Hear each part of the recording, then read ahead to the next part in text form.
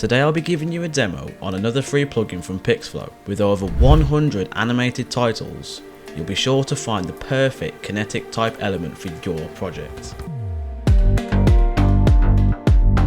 But before we get started, I'll highlight the main things you'll need to install this plugin. So to extract our files, you'll need WinRAR or a similar extraction software, and you'll need the ZXP installer that allows us to install Adobe extensions. Both of these will be linked down below. So let's jump straight into it. We'll first start by heading to pixflow.net. If you haven't already created an account, then you can pause here to do so. Select plugins, filter by free, and locate the PX Kinetic Type plugin, and then hit download. If you haven't already, download WinRAR so we can extract the zip files. And now extract the files here. Since it's an extension file, we'll now need the ZXP installer to install it.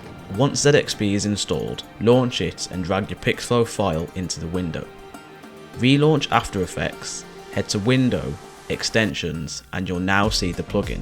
You'll need to sign in with the account you created earlier.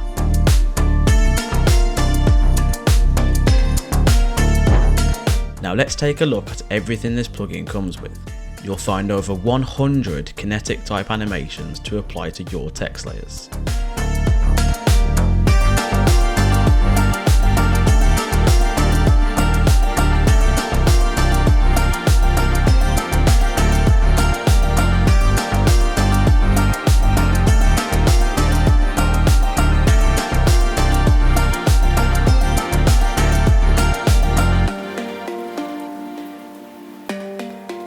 You'll need to create a text layer first, and then select which animation you want to apply. You'll have the option to animate either in, out, or both.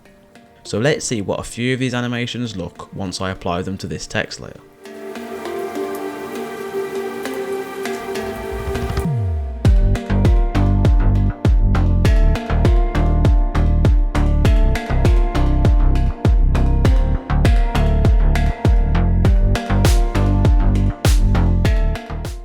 So there's lots of ways you can use this plugin in your own projects. My favourite way is using them to create title sequences like these for my infographics.